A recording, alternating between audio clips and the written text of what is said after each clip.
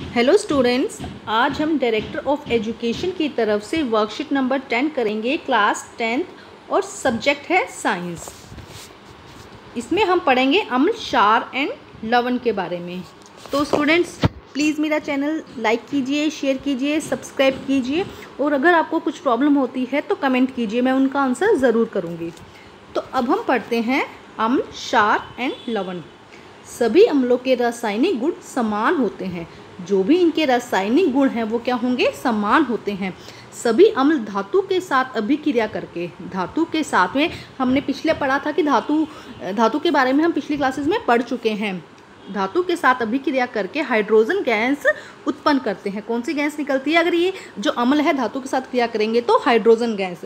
अतः हम कह सकते हैं कि सभी अम्लों में हाइड्रोजन होता है। सभी अम्लों में हाइड्रोजन होता है क्योंकि ये धातु के साथ क्रिया करके हाइड्रोजन गैस को रिलीज करते हैं। अब हम आगे पढ़ते हैं। आगे क्या दिया गया है? एक्सपेरिमेंट दिया गया है। इसमें देखते हैं क्या है। देखिए यहाँ पे क्या किया गया है कि एक यहाँ पे कील लगाई गई है और इस विलयन में क्या डाला गया है? रबड़ की कोक लगाई गई है, बैटरी लगाई गई है यहाँ पे, और एक वो लिया गया है, गिलास लिया गया है, एक बीकर लिया गया है जिसके अंदर क्या डाला गया है? HCl आयन डाला गया है। जिसमें क्या डाला गया है? HCl आयन और उसका जलीय विलयन, उसके अंदर जलीय विलयन लिया गया है। अब उसके अंदर क्या लगा के, पूरी कील लगा के और ये स्विचेस लगा के उसके अंदर क्या किया गया है? बैटरी लगा दी गई है और यहाँ पे एक बल्ब लगा दिया गया है। अब देखा कि जैसे ही विद्युत का चालन होता है, क्योंकि यहाँ से देखो ये पास होगा, जैसे ही विद्युत का चालन होता है तो ये जो बल्ब है ये क्या हो जाता है? ये बल्ब जलने लगता है। जो ये बल्ब है वो क्या हो जाता है? जलने लगता है। तो ये बल्ब जब डाइल्यूट HCl डाला तो विद्युत का प्रवाह शुरू हो गया तो ये बल्ब जलने लगा। अब यहाँ पे क्वेश्चन आता है कि ये बल्ब क्यों जला?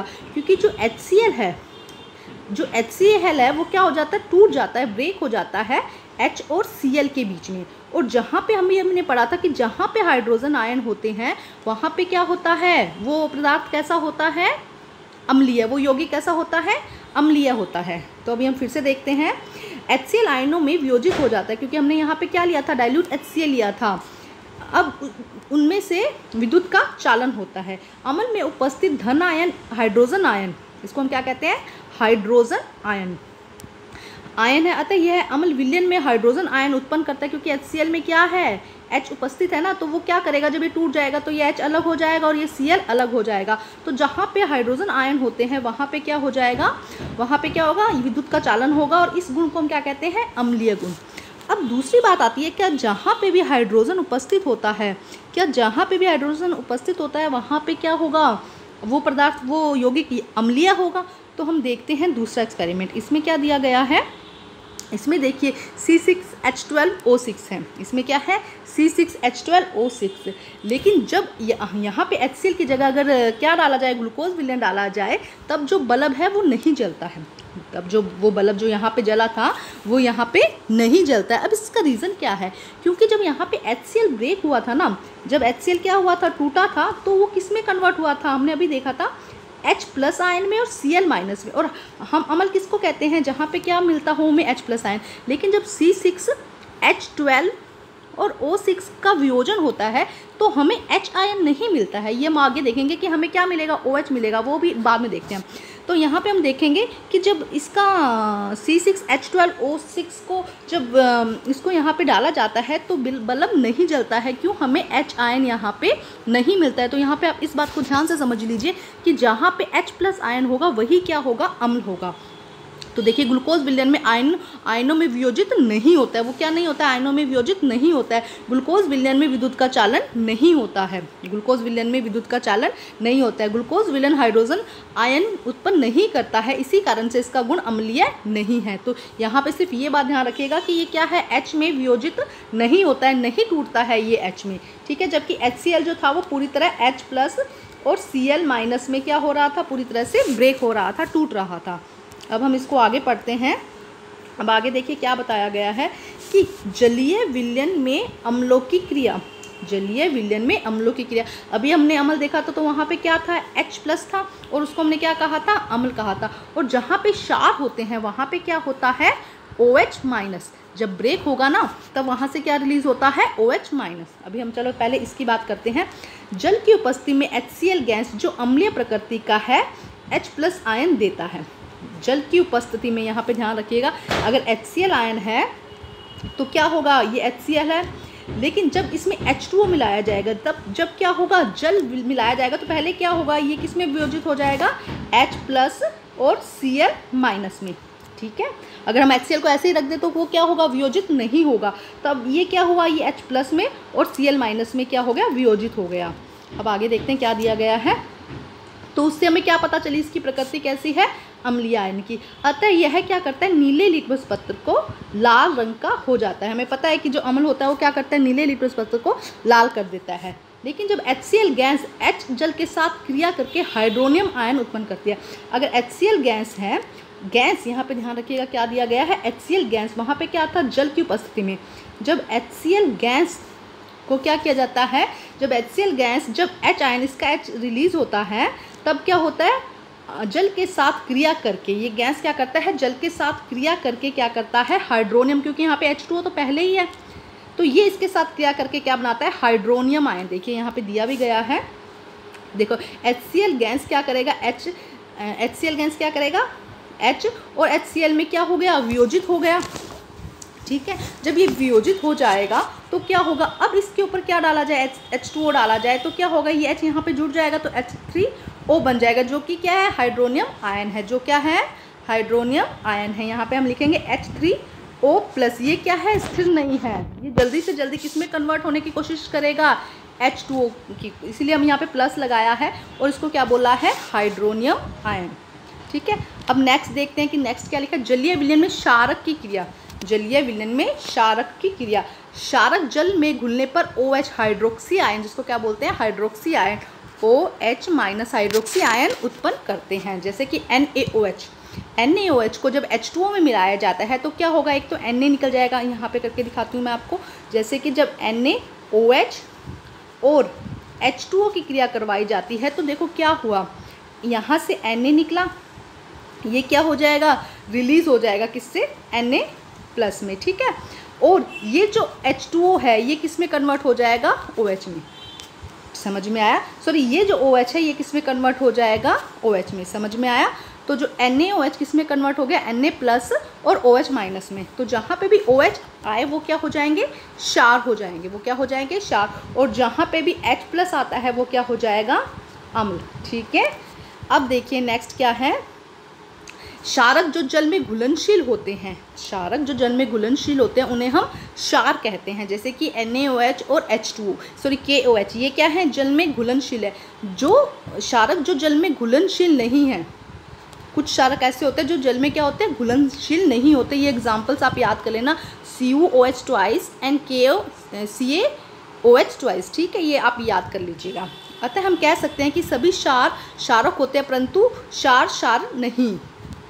ये बात समझ में आई आपको। यहाँ से आपको इसमें मेन समझना यही है कि क्या कह रहा है ये, कि जो क्षार हैं वो क्या करेंगे, OH को रिलीज़ करेंगे। क्या कह रहा है यहाँ पे, जो क्षार है वो क्या करेगा, OH को रिलीज़ करेगा।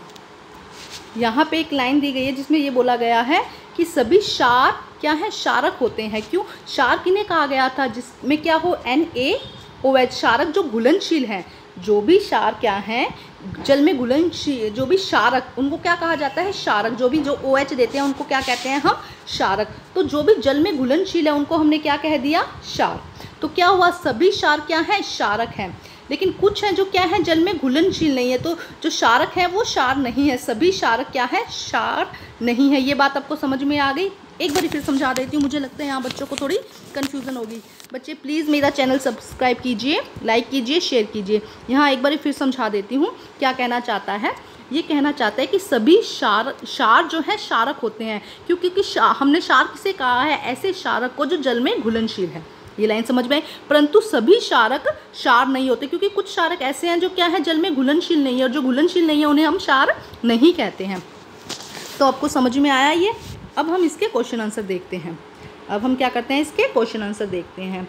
उससे पहले यहाँ पे एक पैराग्राफ दिया गया है, इसको हम ध्यान से पढ़ते हैं। देखिए क्या लिखा गया है इसमें, अम्ल में जल या जल में अम्ल। इसका मतलब वो कह रहा है कि हमें अगर एक अम्ल का बोतल रखी है, ये मान लो ये एक अम्ल की बोतल है, तो इसके अंदर जल मिलाना चाहिए या पहले जल लेकर किसी बर्तन, किसी बीकर में उसके अंदर अम्ल डालना चाहिए। मेरी बात समझ में आई? एक अम्ल का बर्तन रखा हुआ है, एक अम्ल का बीकर रखा हुआ है, उसके अंदर जल डालना चाहिए या पहले जल को एक अलग बीकर में लेके फिर जो यहाँ पे जो अम्ल है उसको धीरे धीरे करके डालना चाहिए। ठीक है, अब देखिए क्या कहता है, जल में अम्ल या क्षारक के घुलने की प्रक्रिया ऊष्माक्षेपी होती है। और ऊष्माक्षेपी प्रक्रिया कैसी होती है? जिसमें कि क्या होते हैं, ऊष्मा निकलती है और जिसकी वजह से जो बीकर है जहाँ वो रखा होगा वो क्या हो जाएगा, बहुत गर्म हो जाएगा। अतः अम्ल को सदैव धीरे धीरे और हिलाते हुए जल में मिलाना चाहिए। मतलब कि हमें ये प्रोसेस करनी चाहिए। ये क्या है, मान लो अम्ल है HCl और ये क्या है H2O, तो हमें इस प्रोसेस में डालना चाहिए। बल्कि ऐसा नहीं करना चाहिए कि यहाँ पे HCl लें और यहाँ पे H2O को हम इसके अंदर डालें, तो ये वाली प्रोसेस गलत हो जाएगी, नुकसानदेह होगी। तो हमें क्या करना है, एक बीकर में जल लेकर तो यहाँ पे पूरा कंसनट्रेटेड HCl होगा, उसे धीरे धीरे करके इस बीकर में डालना होगा अपने प्रयोग के लिए। ठीक है, अब आगे क्या कहता है, सांद्र अम्ल, कंसनट्रेटेड अम्ल मतलब सांद्र अम्ल में जल मिलाने पर, सांद्र अम्ल में जैसे कि अगर इस प्रोसेस की बात करें, सांद्र अम्ल में हम क्या मिला रहे हैं, जल मिलाने पर ऊष्मा के कारण आंसलित होकर बाहर आ सकता है, बहुत तेज विस्फोट हो सकता है, एकदम से जल क्या होगा, बाहर आ जाएगा। तो हमें ये कभी भी नहीं करना है। हमें जब भी लैब में प्रैक्टिकल्स करने हैं हमें इस चीज़ का ध्यान रखना है। अब हम करते हैं क्वेश्चन आंसर। तो एल्कोहल C2O5OH विलयन में अम्लीय गुण क्यों प्रदर्शित नहीं होता? तो इसका बहुत सीधा सा आंसर है कि इसमें क्या होता है, हाइड्रोजन आयन नहीं बनता है। इसमें क्या होता है, ये जो है ये टूटता नहीं है इसमें H आयन में। जब H आयन नहीं होगा तो क्या नहीं होगा, अम्ल नहीं होगा। अच्छा, नेक्स्ट क्वेश्चन देखते हैं क्या दिया गया है। HCl गैस सूखे लिटमस पत्र का रंग परिवर्तित क्यों नहीं करता है? HCl गैस सूखे लिटमस पत्र का क्यों नहीं करेगा? क्योंकि क्या होगा, वो H आयन को रिलीज नहीं करेगा। क्या नहीं करेगा, H आयन को रिलीज नहीं करेगा। जब H मिलेगा उसके अंदर तब क्या होगा, क्योंकि वो HCl है ना, वो अगर उसको लिटमस पेपर के पास ले जाएंगे तो कोई परिवर्तन नहीं होगा। लेकिन जब जलीय विलयन लिया जाएगा, तभी तो ये H ब्रेक होगा ना। जब ब्रेक होगा तभी क्या होगा, लिटमस पेपर का रंग चेंज हो जाएगा। अब नेक्स्ट क्वेश्चन देखते हैं। निम्न अम्लों और क्षारकों में जलीय विलयन के वियोजन की समीकरण लिखनी है। हमें क्या लिखनी है, समीकरण लिखनी है। तो हम पहले H2SO4 को लिखेंगे तो क्या होगा, मैं यहाँ पे लिख देती हूँ, फिर आप वहाँ लिख लीजिएगा। 2H प्लस में वियोजित होगा प्लस SO4 माइनस में। ठीक है, फर्स्ट ये हो गया। सेकेंड क्या, MgOH की होल ट्वाइस, तो इसमें क्या हो जाएगा, Mg प्लस 2OH। ठीक है, माइनस, एक प्लस का होगा और एक माइनस का होगा। इसके बाद HI, तो HI में क्या होगा, H प्लस और यहाँ पे क्या हो जाएगा, I माइनस। ठीक है, तो ये हमारे क्वेश्चन हो गया है। नेक्स्ट क्वेश्चन, अम्ल का जलीय विलयन क्यों विद्युत का चालन करता है? तो इसका बहुत आसान सा क्वेश्चन है कि अम्ल का जलीय विलयन क्यों करेगा, क्योंकि उसके पास क्या होगा, किसमें वियोजित हो जाएगा, हाइड्रोजन आयन में। जब भी अम्ल को हम जल में डालेंगे तो वो टूट जाएगा और टूट के क्या बनाएगा, हाइड्रोजन आयन। इसीलिए क्या है, वो विद्युत का चालन करता है। ठीक है स्टूडेंट, इसी के साथ ये जो वर्कशीट है कंप्लीट होती है। आप अपनी नोटबुक में इसको कर लीजिएगा और अपनी टीचर से चेक करवा लीजिएगा। तो स्टूडेंट्स प्लीज़ मेरा चैनल सब्सक्राइब कीजिए, लाइक कीजिए, शेयर कीजिए। Thank you students.